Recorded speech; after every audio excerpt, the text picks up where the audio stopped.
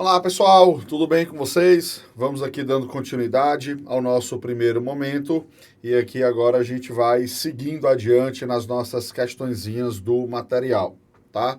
Então, lembrar aqui, meu nome é Bernardo, satisfação estar aqui com os senhores nesses últimos momentos preparatórios para a nossa prova da Unicamp. Bom, deixa eu compartilhar aqui minha tela, só um instante. Deixa eu conferir aqui o tamanho da letra. Acho que agora está bem interessante. A gente tinha parado na sexta questão, né? Comentamos a sexta questão, então a gente segue adiante agora com essa segunda metade, que não é metade, né? Porque é um pouquinho mais, a gente vai agora direto da 7 a 15, tá? Mas utilizando, obviamente, o mesmo tempo de aula. Lembrar que se você, por acaso, estiver começando aqui pela segunda aula, assim, na primeira, a gente, por ser a primeira introdução, a gente faz um comentário geral sobre a prova, algumas características, algumas pequenas dicas que a gente trabalhou antes do nosso comentário, tá? Então aqui agora a gente já vai direto para os nossos comentários. Bom, um dos temas mais presentes em vestibulares de maneira geral, com a Unicamp não é de forma diferente, o tema ética. Porque a ética voltou a ser um dos temas mais trabalhados do pensamento filosófico contemporâneo. Nos anos 1960, a política ocupava esse lugar e muitos cometeram o exagero de afirmar que tudo era político. A partir desse fragmento sobre ética e o pensamento filosófico, é correto afirmar que, bom, a dificuldade dessa questão é justamente porque ela é extremamente genérica. Veja, o enunciado é genérico, ele apenas diz que a ética é um assunto importante e que a ética é tratado dentro da filosofia. Não dá maiores informações. E a partir deste texto, o enunciado vai pensar, o enunciado vai exigir que o aluno pense o seguinte: ética dentro da filosofia pode ser qualquer coisa. Ele pode trabalhar com cronologias de maneira diferente, ele pode fazer comparação de autores, ele pode citar apenas um autor com alguma característica fundamental, ou seja, é algo extremamente genérico, tá? Isso tende a deixar a dificuldade um pouquinho maior. Vamos aqui para as nossas opções, né? A. O tema foi relevante na obra de Aristóteles e apenas recentemente voltou a ocupar um espaço central na produção filosófica. Não, né? Basta lembrar que quando a gente pensa de forma genérica, um dos autores obrigatórios que a gente precisa lembrar é de um sujeito chamado Kant, que é século XVIII. Então, obviamente, não existe um gap, ou seja, não existe um intervalo que vai de Grécia Antiga e só depois, agora, nos tempos mais contemporâneos atuais, é que esse tema é tratado. Então, o item é bem errado nesse sentido, tá? B. Os impasses morais e éticos das sociedades contemporâneas reposicionaram o tema da ética como um dos campos mais relevantes para a filosofia. Agora, aí sim, o que é que isso significa? Bom, a alternativa não está mostrando que o tema da ética não era discutido, não está mostrando que ele foi esquecido, ele apenas está colocando, essa palavra foi muito feliz, reposicionando. Bom, temas da filosofia, eles têm muito a ver com seus processos históricos, né? Então, o texto chama a atenção disso, que no nosso atual momento este tema é bastante relevante, apesar de ele não caracterizar. Aí vamos pensar aqui, né? Uma política no sentido institucional, que ela é cobrada, ou seja, a sociedade cada vez mais amadurecida neste sentido convencional da política, de lutar por seus direitos, muito mais organizado, a ideia de política como algo universal, ou seja, de todos para todos, tudo isso acaba gerando algumas consequências teóricas epistemológicas. Que consequências são essas? Muitas. Uma delas é que o tema ética acaba se tornando ou voltando a ser não apenas importante, porque do ponto de vista teórico ele sempre foi importante, porque inclusive ele é transversal, obviamente. Mas agora, por questões culturais, por questões históricas, ele vai ganhando novas dimensões. Abre-se espaços para dialogar com outros temas cada vez mais afins. Então, o nosso item está dizendo isso, é o nosso item correto. Mas vamos ver aqui os outros, né? Só para a gente refletir sobre eles. Ele vai dizer: o pensamento filosófico abandonou sua postura política após o desencanto com os sistemas ideológicos que eram vigentes nos anos 60. Inclusive, esse item é aquele item muito errado, é o item absurdo que nega o texto, né? Tem nada a ver com o que o texto está dizendo. D, na atualidade, a ética é uma pauta conservadora, você nem precisaria terminar de ler, né? A ética, ela não é uma pauta conservadora nem progressista. A ética é uma pauta que dentro desta pauta relacionada à política, aí ela pode ser pensada tanto de uma forma conservadora, de uma forma progressista, tá? Então aí também é um outro item assim bem errado. Uma questãozinha boa para a gente refletir, mas uma questãozinha do nível que você está encontrando na prova, provavelmente não você concordaria comigo que não é uma questão difícil. Até porque os itens errados, a gente pode dizer que eles estão bem errados, então não tem nem aquela dificuldade de gerar uma grande dúvida. Pessoal, eu devia ter dito aqui só no começo, só para explicar, né? Eu estou aqui, eu tenho duas telas. E, como você vê, obviamente eu estou usando óculos, né? Significa dizer que a minha visão não é perfeita. Então, por uma questão de conforto, a minha tela que fica mais próxima, que não é onde está aqui a câmera, eu tenho material aberto nela também. Então, por favor, não acho que eu não esteja prestando atenção de vocês. Quando eu estiver fazendo a leitura, eu poderia estar lendo aqui olhando para frente, aí ficaria melhor, porque eu estaria olhando para a câmera e aí estaria olhando para vocês indiretamente, né? Mas aqui não, vou estar com a cabeça baixa justamente porque o material vai estar aqui mais pertinho, aberto, e é mais confortável para a minha vista, tá bom? Então, questãozinha boa, questãozinha que não tem grande nível de dificuldade, mas só para a gente pensar alguns pontos, tá certo? Questãozinha 8, questão excelente, tá? Por quê? É trabalhar com o que a gente pode chamar assim de filosofia fundamental, né? É muito cruel a ideia de hierarquizar autor, no sentido de o que é mais importante, o que é menos importante. Assim, é basicamente impossível fazer isso.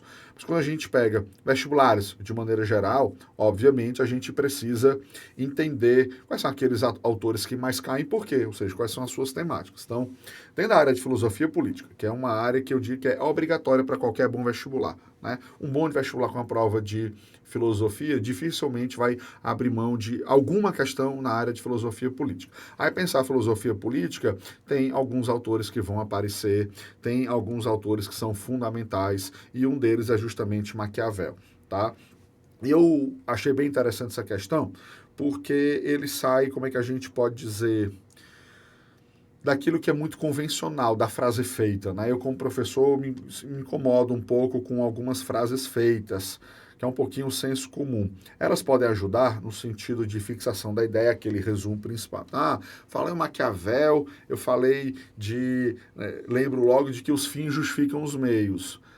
Sim e não, né? Assim, não no sentido de que ele, Maquiavel, nunca escreveu essa frase. Isso é, obviamente, uma interpretação nossa, é uma dedução nossa. Isso não está equivocado por natureza. Porém, o pensamento maquiavélico é muito mais amplo do que isso e mais ainda, tá?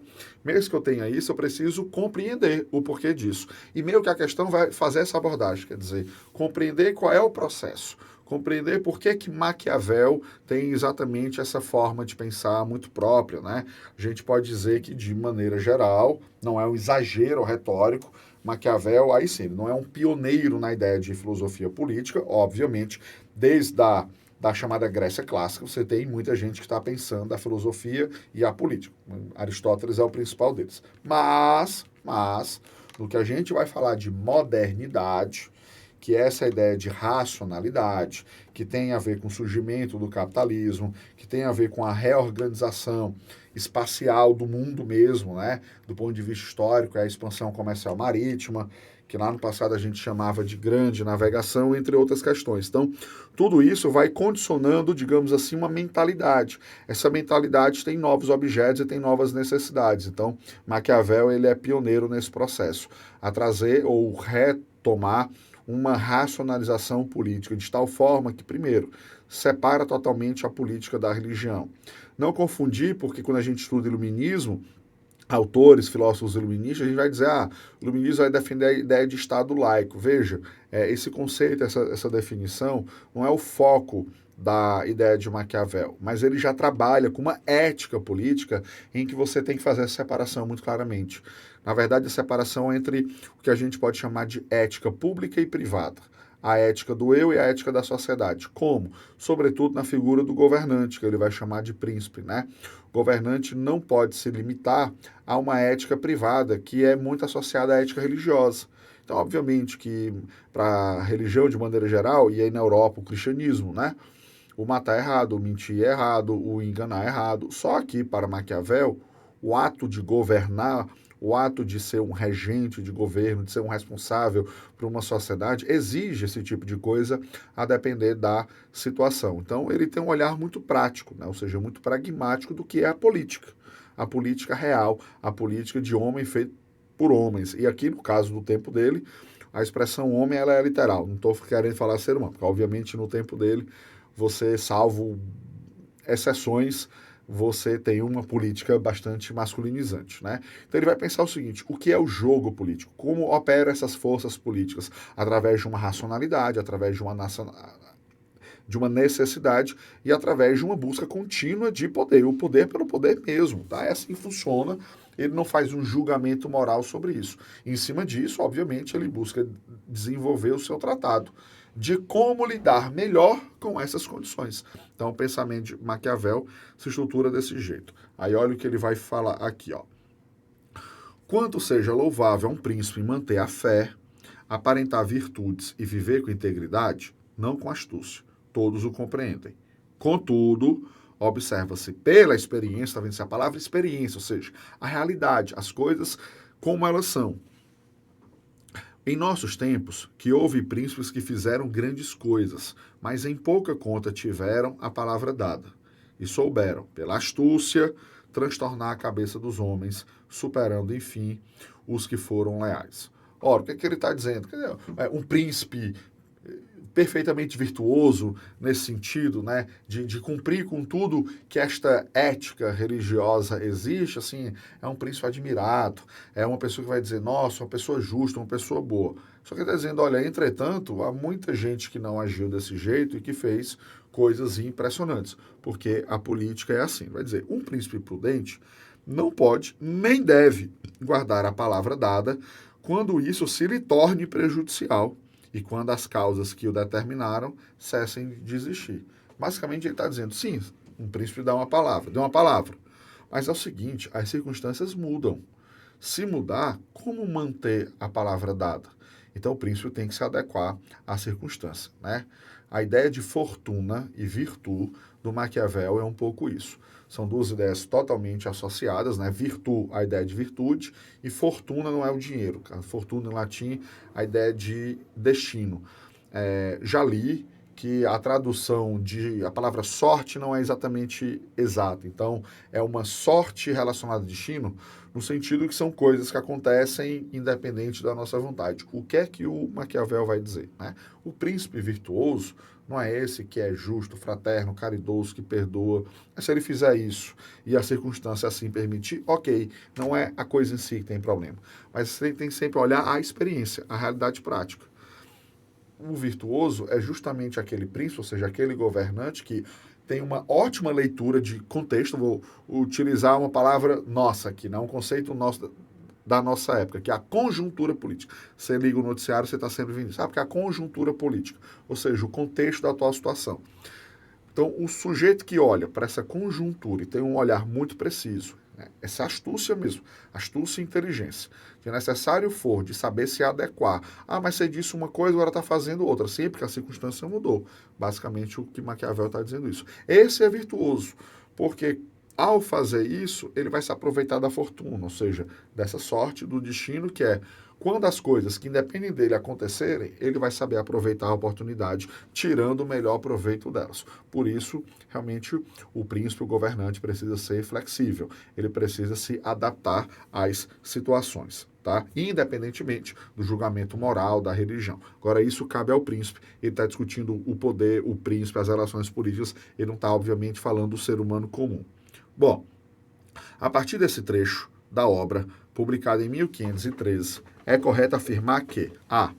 O jogo das aparências e a lógica da força são algumas das principais artimanhas da política moderna explicitadas por Maquiavel.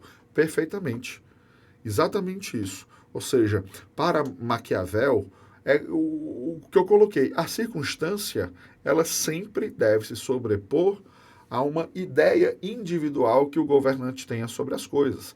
Quer dizer, não é. Veja, que ele não está defendendo o poder absoluto naquele sentido clássico, do governante fazer o que quer, do jeito que quer, na hora que quer. Não. A circunstância é que tem que determinar o que o governante vai fazer.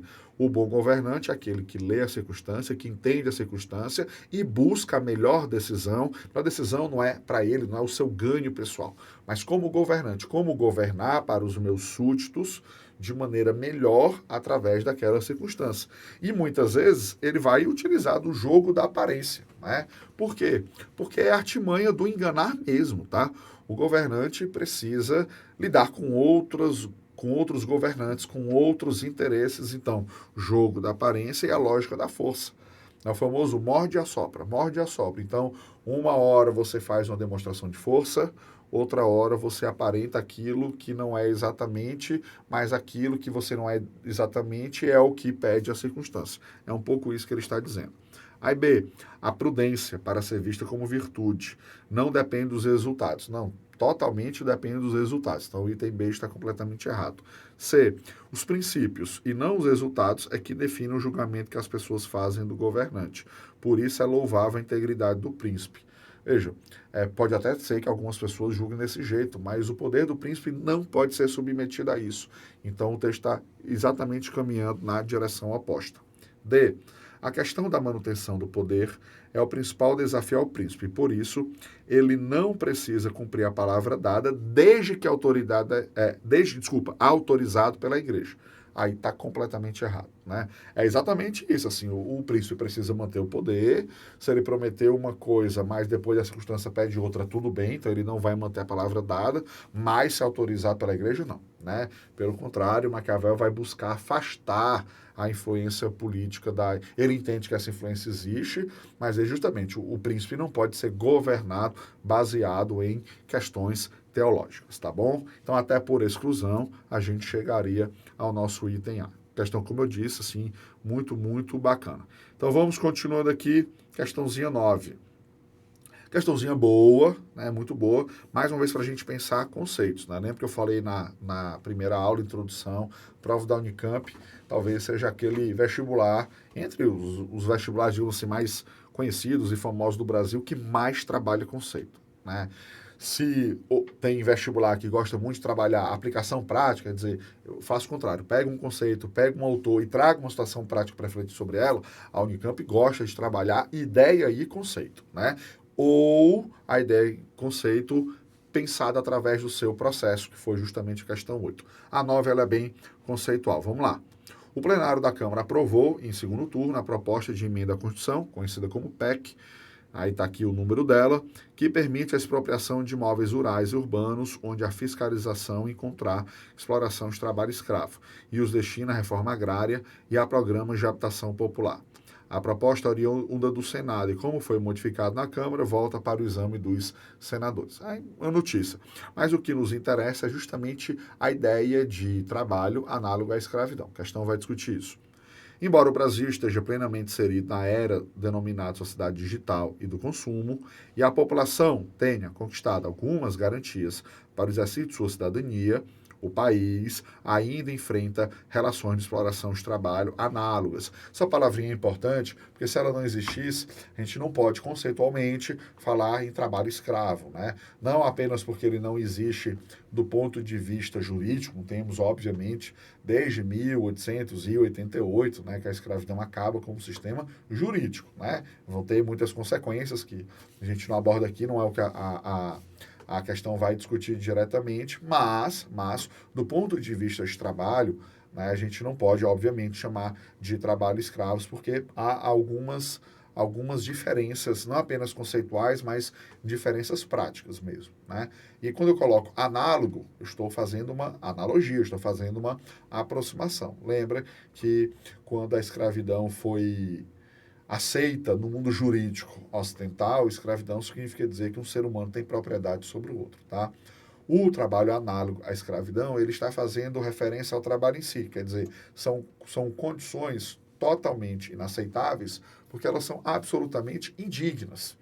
Indignas de como a gente compreende o trabalho hoje, século XX/século XXI, indignas do que como a gente compreende a ideia de humanismo nas relações sociais, e aí elas acabam, obviamente, sendo ilegais, porque descumprem uma série de normatizações, sejam de regimes específicos, seja da chamada CLT, de maneira geral, tá? Aí ele vai continuar aqui, né? Relações análogos à do período da escravidão. Aí, sobre o trabalho escravo no Brasil, pode-se afirmar que... Então, veja só, estou trabalhando um conceito e ele está fazendo uma pergunta muito objetiva, assim, aonde eu encontro isso? Ou de que forma eu encontro isso? Então, peraí.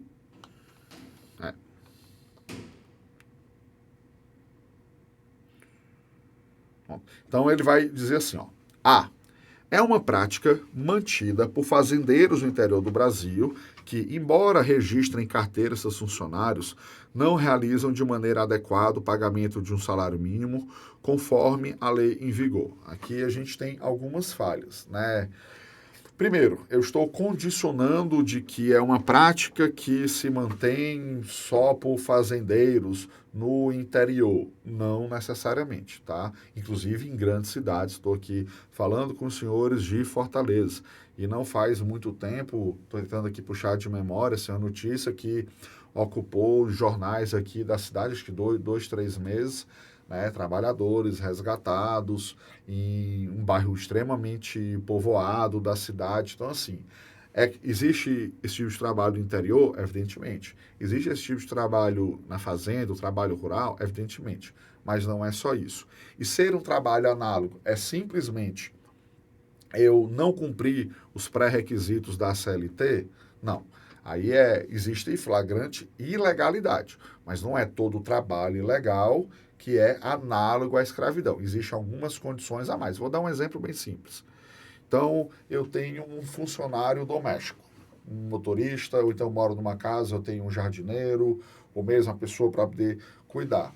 A lei diz que se qualquer pessoa que vá regularmente trabalhar para mim, na minha casa, mais de 2 vezes por semana, ou seja, 3 vezes, independentemente se cumpre as 40 horas ou mais, foi 3 vezes, quer dizer, tem uma relação de hierarquia, tem organização, sistematização, tem regularidade, opa, esse vínculo já deveria ter carteira assinada com tudo aquilo que está associado. Aí eu, sei lá, não sei disso, eu desconheço a lei. Aí acho, não, o senhor vai cuidar do meu jardim, então um jardim tão bonito, então ela vai lá segunda, quarta e sexta. Veja só, segunda ela vai pela manhã, quarta ela vai pela tarde e sexta-feira ela vai pela manhã. Não cumpre nem as 8 horas. Aí eu pago só uma diária para ela. A lei permite isso? Não, a lei não permite isso. É um trabalho legal? É um trabalho legal. Se essa pessoa, por exemplo, denunciar, ela tem direito a recorrer aos seus direitos. Eu teria que indenizar, pagar de acordo com a CLT. Mas eu posso ser preso, processado por trabalho análogo à escravidão? Não. São duas coisas diferentes. A pessoa foi, voltou para casa, a pessoa não está em condições indignas, a pessoa não está com a sua liberdade de ir e vir, cerceada, entre outras condições para ser trabalho análogo à escravidão. Então, o item, quando ele diz simplesmente que não assinou a carteira e trabalhou no campo, é trabalho análogo à escravidão, não. Ele fez uma extrapolação, o item está errado, tá? B. As relações de exploração de trabalho análogos à escravidão são identificados pelos fiscais do Ministério do Trabalho apenas em regiões distantes dos grandes centros. Bom, eu nem tinha lido o item, acabei de dizer, né, que grandes cidades, todo dia, professor, todo dia o Ministério do Trabalho descobre nas capitais do Brasil trabalhos análogos à escravidão. Olha, todo dia, literalmente, eu acho que não, mas, obviamente, acontece. Se o item dissesse assim, maior parte das autuações do Ministério do Trabalho no campo em relação à cidade, esse item estaria verdadeiro, se a única informação fosse essa, tá? Eu não vou lembrar aqui de cabeça, mas é um dado consultado facilmente. Você colocar aí para pesquisa, vai aparecer reportagem dizendo no ano 2024, no ano 2023, tantos por cento dos flagrantes foram em tal tipo de trabalho. Realmente, no campo, isso é maior. C.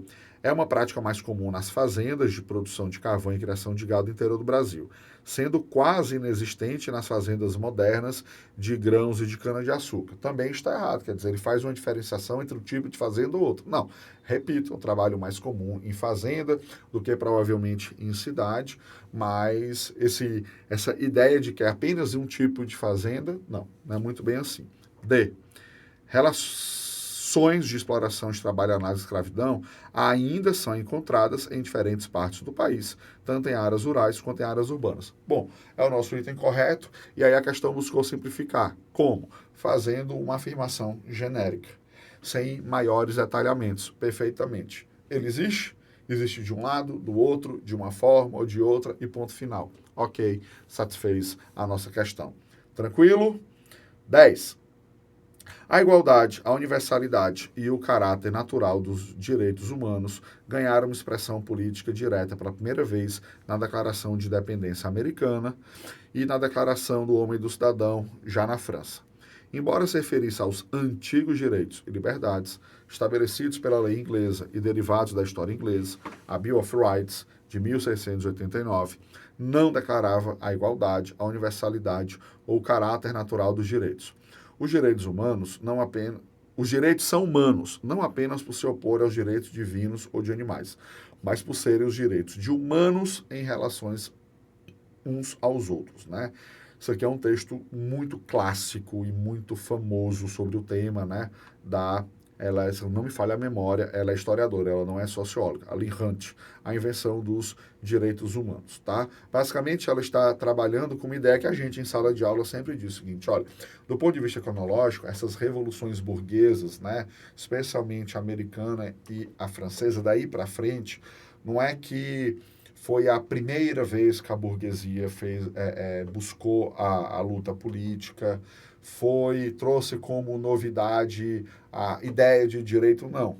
Mas há um conjunto de fatores organizados, sistematizados, transformados, inclusive, em regras que nós chamamos de Constituição, a Constituição escrita, que vai aportar alguns novos valores, e é basicamente isso que ela diz. A ideia de direitos humanos, se a gente pensar do ponto de vista cronológico, a gente pode recorrer, ela está citando aqui a 1689 na Inglaterra, mas se eu lembrar das primeiras leis lá na Roma Antiga, lei das 12 tábuas, que é a ideia de uma lei ser escrita, as leis licínias que permitiu o casamento entre pessoas de grupos sociais distintos. Eu posso fazer uma extrapolação e dizer o seguinte, olha, há um avanço civilizatório na relação de um ser humano com o outro. Mas, obviamente, no passado não existe a ideia de direito humano. Por quê? Porque ele está incorporado à modernidade. E aí a modernidade ela traz uma novidade que ele começa dizendo aqui no texto, que é essa palavrinha aqui, ó. Além de igualdade, isso aqui, ó. Universalidade. É o início daquela ideia de todos para todos. Aqui era oficialmente todos para todos? Não, vamos lembrar, por exemplo, na França, houve a tentativa de publicação da Declaração da Mulher e da Cidadã, Declaração Universal da Mulher e da Cidadã, e não foi aprovado. Então a mulher, obviamente, continuou aquém em relação ao homem. A mulher, obviamente, ainda não foi conduzida a esse caráter universal como a ideia do cidadão masculino. Mas eu tenho pelo menos o início do princípio, eu tenho pelo menos um aporte teórico-filosófico que me levou nesse caminho. Bernardo, do ponto de vista cronológico, isso está consolidado quando? Ao final da Segunda Guerra Mundial, né? Aí sim, com um documento que é a nossa Declaração Universal dos Direitos Humanos, né? Estou falando do ponto de vista teórico, né? Professor, porque mais na prática falta tanta coisa. Não, falta, mas a gente está pensando aqui do ponto de vista teórico e a questão vai trabalhar o ponto de vista teórico. Aí ele vai dizer aqui, ó, assinale a alternativa correta. A prática jurídica da igualdade foi expressa na Declaração de Independência dos Estados Unidos e assegurada nos países independentes do continente americano. Não, assim, a Revolução Americana aconteceu, gera uma série de consequências políticas na América. Você vai estudar independência do Brasil e independência de outros países, aí começa lá na introdução, que é a Revolução Francesa, que é a Revolução Americana, vão espalhar ainda mais rapidamente ideias iluministas e que o iluminismo está por trás desses processos de independência. Mas não essa ideia de igualdade, tá? Essa ideia, esse princípio jurídico de igualdade. Vamos lembrar que aqui no Brasil nós mantivemos a escravidão pós-independência. B. A lei inglesa, ao referir-se aos antigos direitos, preservava a hierarquia, os privilégios exclusivos da nobreza sobre a propriedade e os castigos corporais como procedimento jurídico, tá? Bom, a partir do momento que nós temos uma revolução burguesa, mesmo que ela seja limitada, que foi o caso da Inglaterra, você já tem isso aqui, ó.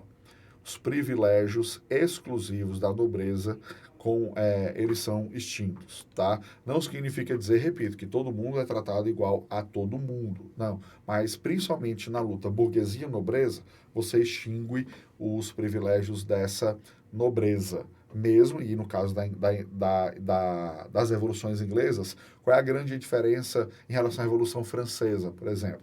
A Revolução Francesa ela tem um caráter ideológico burguês também, mas ela tem uma ação prática muito popular, né? A participação de grupos, participação importante de grupos bem populares. Na Inglaterra, os grupos populares participaram porque tiveram uma guerra civil. Tirando isso, do ponto de vista político, não. Houve uma ascensão considerável da burguesia, se aproximando do poder político da nobreza. A burguesia já tinha mais poder econômico do que a nobreza na Inglaterra, mas o ser humano comum, camponês, pequenos trabalhadores, trabalhadores de fábrica, que vão surgir após, né, porque a Revolução Industrial na Inglaterra é imediatamente após a Revolução Gloriosa, então você não tem. Aí sim, você tem uma diferença muito grande entre esses dois grupos, nobreza e burguesia, e eu vou chamar aqui as camadas mais populares. Você ainda tinha uma distinção considerável. Mas esses privilégios, tá? E a ideia de que os castigos corporais com procedimentos jurídicos, essa ideia também passa a ser ultrapassada. Vai existir, obviamente, a pena de morte, você pode entender isso como um castigo físico, mas é uma outra condição, né? A ideia da escravidão, por exemplo. No mundo britânico, a escravidão começa a ser debatida, no caso, o fim dela, seja do ponto de vista ético, filosófico e, obviamente, do ponto de vista jurídico, justamente após a Revolução Gloriosa. Então, quando a gente chega assim ao longo do século XVIII, né, a Inglaterra vai ser o epicentro intelectual dessa, vou chamar aqui de uma nova ideologia que inclusive vai associar a escravidão à ideia de atraso e o fim da escravidão à ideia de modernidade e progresso, tá? C. No contexto da Revolução Francesa, a Declaração dos Direitos do Homem e do Cidadão significou o fim do antigo regime, ainda que tenham sido mantidos os direitos tradicionais à nobreza. Aqui é mais ou menos o mesmo argumento do item B, né, nessa parte aqui. Falar em antigo regime, do ponto de vista jurídico, e dizer que manteve os direitos tradicionais da nobreza seria uma incoerência, tá? Há ainda uma espécie de status social, de nobreza burguesia maior em relação ao homem comum, mas é extinguido, tá? Esses direitos tradicionais de nobreza. Vamos ler, aula clássica, quando você ainda está no ensino fundamental, Revolução Francesa, o professor vai dizer, né, a nobreza tinha outras formas de trabalho, quase não pagava imposto, alguns títulos tinham direito a quase uma espécie de aposentadoria eterna, enquanto isso, o pessoal do terceiro estado, né, essas classes mais populares, morria de trabalhar, morria de pagar imposto. Não, isso foi modificado bastante, por isso o nome de revolução. Se fosse apenas pequenas alterações, a gente não estaria chamando de revolução, tá? Aí eu entender. Os direitos do homem, por serem direitos dos humanos em relação a outros humanos, significam não poder haver privilégios nem direitos divinos, mas devem prevalecer os princípios da igualdade e universalidade dos direitos humanos. Percebe que o item D, literalmente, é o texto reescrito de maneira resumida, então a gente tem o nosso item correto. Tá bom? Questãozinha muito boa, porque não serviu de pretexto para a gente ir relembrando várias coisas, né? Questãozinha 11. Como regime social, o fascismo social pode coexistir com a democracia política liberal. Olha que coisa interessante. Um adendo, tá? Professor Boaventura, professor português, que está vivo ainda, tem idade bem avançada, vou chutar aqui bem próximo de 80 anos. Esse aqui é um dos livros mais famosos dele, Epistemologias do Sul. E olha só, ele é sociólogo, tá? E, obviamente, que é um tema, né? Sociologia política, está sempre junto com a filosofia política, que está sempre junto também da história. Não dá para, nessa temática, não dá para separar as três, digamos assim. E ele também é um teórico, né, de pensar a modernidade associada às novas mentalidades e ideologias. E aí, sobretudo, mudanças que acontecem na Europa, o foco dele, obviamente, é a Europa, mas o mundo ocidental de maneira geral. Então, ele está fazendo uma afirmação, pessoal, isso aqui não é para questionar, não. Ele diz, olha, como regime social, e aí, obviamente, há uma distinção entre regime jurídico, político, social. Então, como regime social, o fascismo pode coexistir com a democracia. Cuidado que, do ponto de vista tal, diz assim, democracia é uma coisa, fascismo é outra. A organização do sistema de governo. Mas o que ele está falando aqui é característica da sociedade, não é o que está dizendo a letra da lei. Tá? Aí ele continua. Em vez de sacrificar a democracia, as exigências do capitalismo global trivializa, ou seja, deixa bem pouco importante a democracia, até o ponto de não ser necessário sacrificá-la para promover o capitalismo. Trata-se, pois, de um fascismo pluralista e, por isso, de uma forma de fascismo que nunca existiu. Ou seja, é fascismo que tem algumas características fundamentais, mas ele é algo novo. Então não dá para ficar comparando com o fascismo da Itália de 1920. Podemos estar entrando em um período em que, olha só, as sociedades são politicamente democráticas e socialmente fascistas. O que é que ele está me dizendo? Que democracia é um conjunto de valor, todo mundo sabe disso. Democracia é algo muito amplo, que vai muito além da eleição. Mas, porém, todavia, é muito comum no discurso, na narrativa, se falar em democracia querendo falar de eleição. Olha, nós vivemos uma democracia, nós votamos.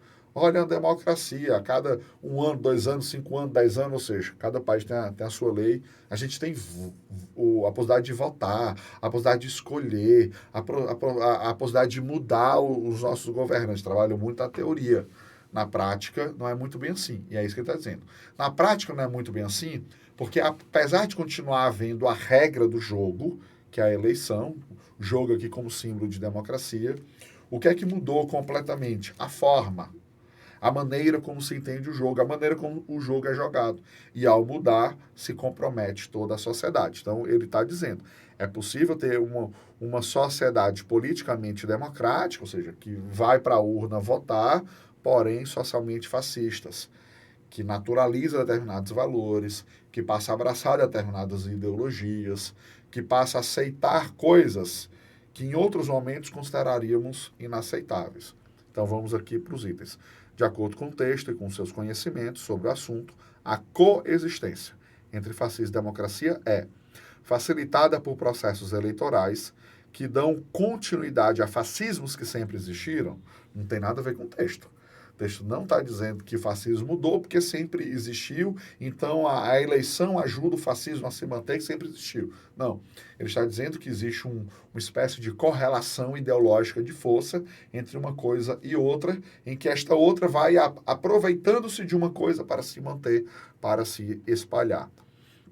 B, promovida pela aceitação social que banaliza a democracia. O que é banalizar? Dá menos importante. Não é extinguir, não é acabar, mas banalizar, quer dizer assim, entre manter a organização do sistema produtivo, manter uma ideologia ligada a um determinado processo, a gente mantém a aparência da regra do jogo. Mesmo que para isso a gente tenha que absorver alguns valores que sejam fascistas, então a gente faz isso. E o item B está me dizendo que isso é possível e isso acontece. Então eu tenho um item correto. C, dificultada por processos eleitorais que renovam a democracia. O item errado, né? Porque o texto vai dizer o contrário, né? Que às vezes o processo eleitoral faz com que determinados grupos, né, o grupo que está falando aqui sou eu, ou seja, um projeto de poder, um partido, que eu estou me referindo a um grupo, um determinado candidato pode ter um discurso próximo fascista e ser eleito. Né? E aqui o item está me dizendo o oposto. D de dado, possibilitado pela aceitação social das sociedades politicamente fascistas e socialmente democráticas. Isso é o oposto que está escrito na última frase. Então, obviamente, que isso está errado, tá? Muito interessante essa questãozinha para a gente pensar exatamente a crise. Aí muitos autores, né, já pelo menos 10 anos, 15 anos aproximadamente, dizem que o mundo ocidental vive uma crise democrática liberal. As bases do liberalismo, juntamente com as bases filosóficas da democracia, elas estão em crise porque apesar das eleições serem rotineiras nos países eleitorais, a gente tem justamente esse problema apontado pelo professor Boaventura. Tá bom? Questão muito boa. 12. Uma cidade viva não é uma obra de gênio, é uma obra de trabalhadores simples e de seus costumes, conversas consigo próprio. Desculpa, e de suas constantes conversas consigo próprio. Uma cidade é um tecido contínuo evolução, retocado e reparado para o uso, no qual a ordem emerge por meio de uma mão invisível, proveniente do desejo das pessoas em se relacionar bem com seus vizinhos. No trecho anterior, a figura de linguagem mão invisível remete. Olha que coisa boa. Primeiro, uma questão totalmente de interpretação, né? Só um instante.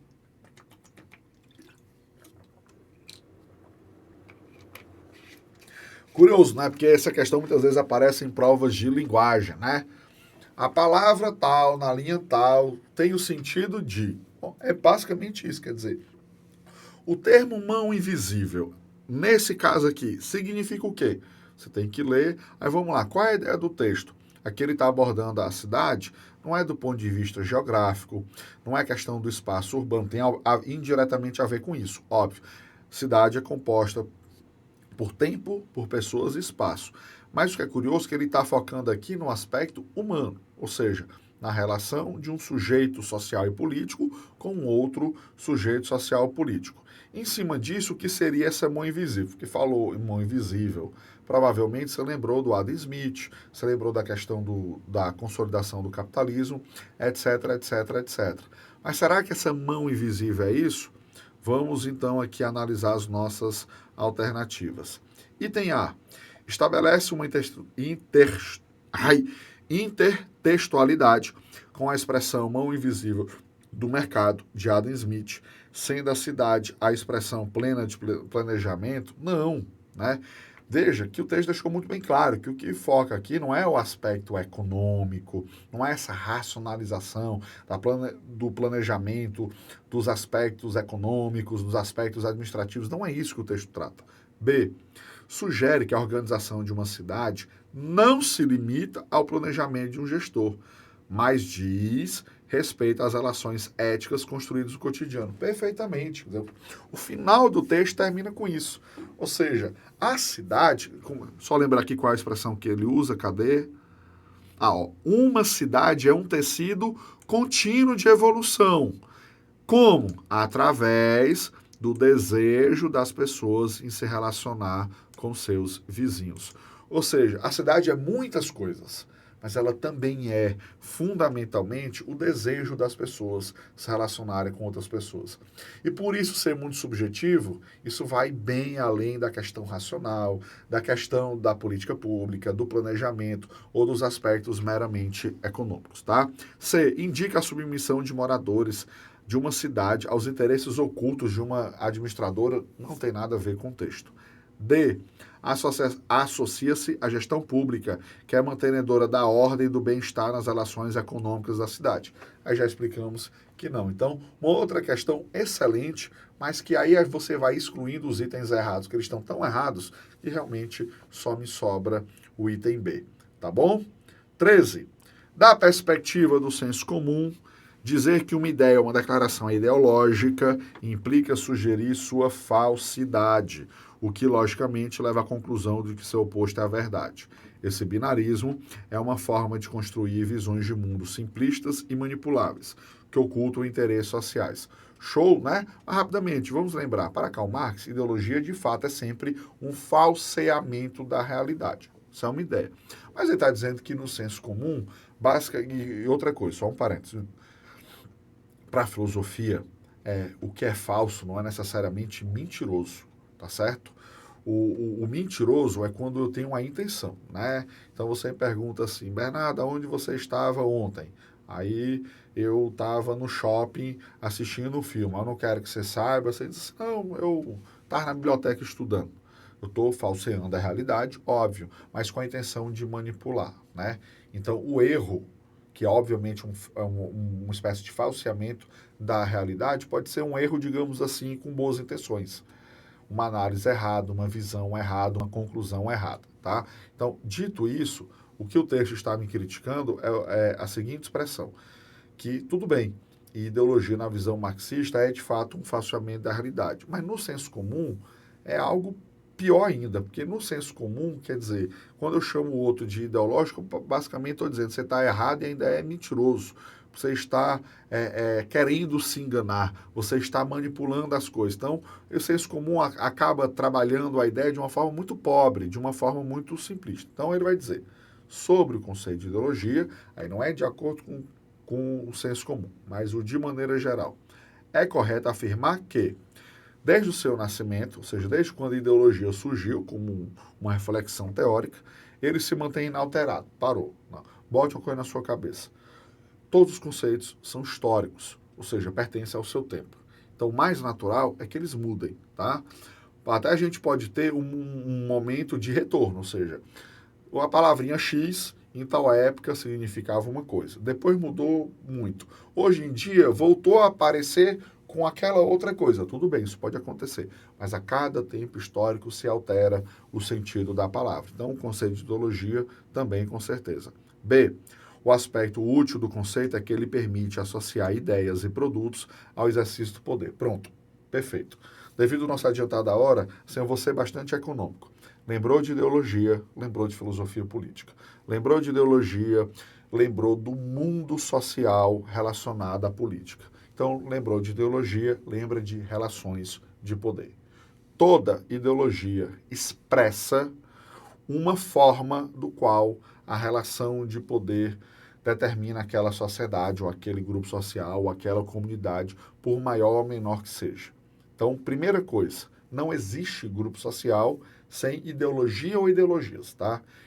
Exatamente. Porque a ideologia é uma forma de ler a realidade. Ideologia é uma maneira de interpretar essa realidade. 2. Como são formas distintas de interpretar a realidade, essas ideologias naturalmente estarão associadas a relações de poder.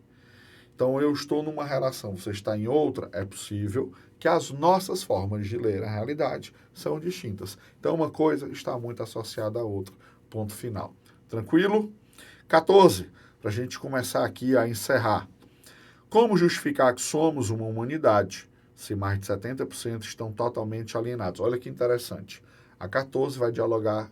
Se você entendeu muito bem a ideia da 13, naturalmente já vai te ajudar muito a acertar a 14, né? 70% estão totalmente alienados do mínimo exercício do ser. A modernização jogou essa gente do campo e da floresta para viver em favelas e periferias, para virar mão de obra em centros urbanos. Essas pessoas foram arrancadas de seus coletivos, seus lugares e jogadas nesse liquidificador chamado humanidade. Se as pessoas não tiverem vínculos profundos com sua memória ancestral, com as referências que dão sustentação à identidade, vão ficar loucas neste mundo maluco que compartilhamos. Veja só, Ailton Krenak, pensador brasileiro, pensador indígena, que vai pensar novas epistemologias, ou seja, novas formas de poder através do conhecimento, através da linguagem. O que ele está basicamente dizendo? Que essa modernidade é uma época associada ao conjunto de valores. Que essa modernidade jogou a gente do campo e da floresta para viver em favelas periferias. Então, obviamente, ele tem uma visão crítica da atualidade, em que quando você, na visão crítica dele, quando você não percebemos a gravidade do que nos envolve, estamos exatamente alienados. Com base no texto e em seus conhecimentos, assinale a alternativa que apresenta corretamente os conceitos de alienação e identidade, respectivamente. O que é alienar-se? É estar alheio a alguma coisa, tá? Alienação do quê? Então, essa coisa é o quê? No caso aqui, as relações. No caso aqui, é aquilo que nós somos. Se o texto fosse trabalho, é a alienação do trabalho. Se o texto fosse relações afetivas, a alienação da relação e assim sucessivamente. Então, alienação é qualquer ideia que me traga essa condição de estar fora do tempo, do espaço. Identidade é um conceito muito amplo, mas tem a ver com o processo histórico do sujeito ou da comunidade a qual ele pertence. Está diretamente relacionado à cultura. E se está relacionado à cultura, está relacionado à experiência. Experiência como sim, obviamente uma experiência de laboratório. A experiência, vou chamar de vida mesmo, a prática. E claro que eu não estou falando só do indivíduo, ou seja, uma prática social, uma prática compartilhada, uma prática de valores compartilhada pela linguagem, pela forma de ser, pela forma de agir, pela maneira de se vestir, pelo o que se alimenta, ou seja, tudo que compõe a nossa realidade, a nossa vida material, tá? Então, item A, né? Alienação e identidade significam, respectivamente, dissociação dos seres humanos de algum aspecto essencial de sua natureza, show de bola, interações coletivas construídas sobre heranças espaciais, ou seja, sobre um lugar e temporalidades vividas, ou seja, experiência, prática social. Já encontramos o nosso gabarito. B. Associação dos seres humanos com a natureza fundamental das sociedades, aí trocou a causa pelo efeito, enraizamentos em espaços e temporalidades herdados que constroem nexos coletivos. Bom, essa segunda eu poderia até considerar, mas a primeira ela está completamente errada, porque não é a associação do ser humano com a natureza, pelo contrário, é estar fora dessa associação, é não perceber que existe essa associação. C.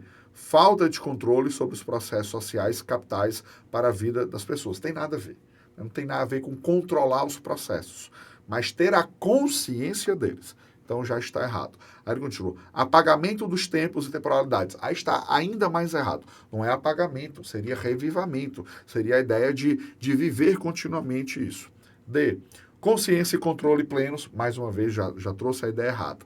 E estranhamento com relação aos espaços herdados. Não é estranhamento, seria pertencimento aos espaços herdados. Então, realmente, nós temos aqui o nosso item A, tá? E a questão 15, para a gente concluir, a mesma temática, como associar algo material a uma identidade, a uma cultura. Basicamente, a questão vai nos mostrar o que eu falei há 3 minutos atrás, que determinadas ideias e conceitos sempre vão estar submetidas ao seu tempo histórico. Uma coisa é algo aqui, outra, essa mesma coisa se torna outro algo em outro momento, em outro lugar, em outra cultura, em outra sociedade. A questão vai abordar a ideia de igualdade e desigualdade. Nós, hoje, como é que a gente entende isso? A desigualdade como um processo antinatural. Ou seja, a gente desnaturaliza, a gente sabe que existe, sabe que é uma condição da humanidade, mas a gente busca compreender esse processo na sua história, nas relações econômicas, na política, no direito, etc, etc, etc. Então, nós desnaturalizamos a ideia de desigualdade. O que o texto vai me dizer é que em outro tempo e espaço, no caso aqui o exemplo é a cultura romana antiga, essa desigualdade ela era naturalizada.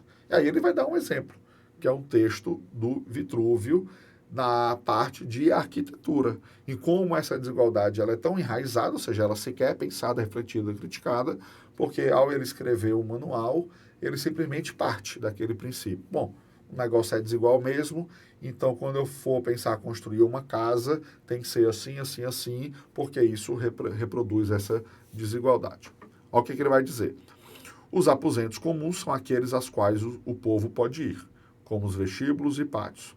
Assim, magníficos vestíbulos, aposentos e átrios não são necessários para as pessoas de fortuna comum, pois visitam, não são visitados.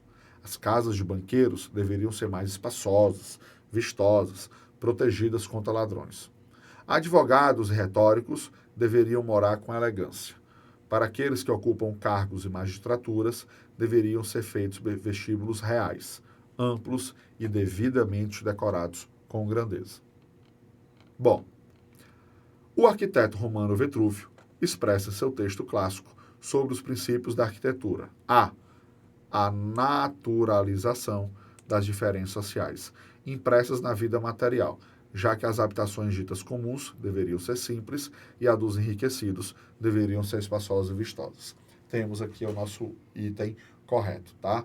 Uma ótima questão, assim, para nós, professores de ciências humanas, para quem se forma, que faz a reflexão teórica sobre isso, é algo bem básico, né? Compreender como as relações humanas pertencem ao seu tempo.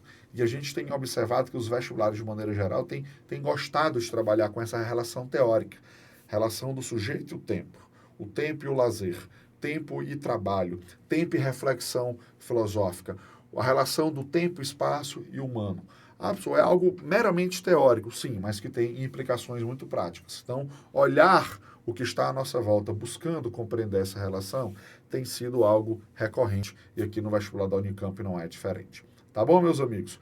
Aí já peço desculpas por ter avançado um pouquinho aqui da minha hora, de acordo aqui com o meu relógio, avancei aqui 5 minutinhos, mas agradeço demais a disponibilidade, a tua educação, a tua gentileza de me permitir de estar aqui nesse momento com vocês, tá certo? Uma ótima prova a todos. Um beijo no coração de vocês. Busquem nesses últimos momentos estarem tranquilos para que no domingo possam colocar para fora aquilo que vocês já sabem e aquilo que vocês são, tá certo? Como costumo dizer, né? Quando a gente deseja boa sorte a alguém, obviamente a gente está dotado de bom sentimento. Então, boa sorte. Mas eu não queria só o boa sorte, porque a sorte é meio aleatória. Mas que você tenha controle de parte do processo, que é justamente aquilo que você estudou e aprendeu. Está muito bem preparado, tenho certeza que vai fazer uma ótima prova. Muito obrigado a todos. Que seja um momento nervoso, um pouquinho ansioso, mas que seja, sobretudo, um momento feliz. Tá bom? E até a próxima oportunidade. Tchauzinho, pessoal, e até mais.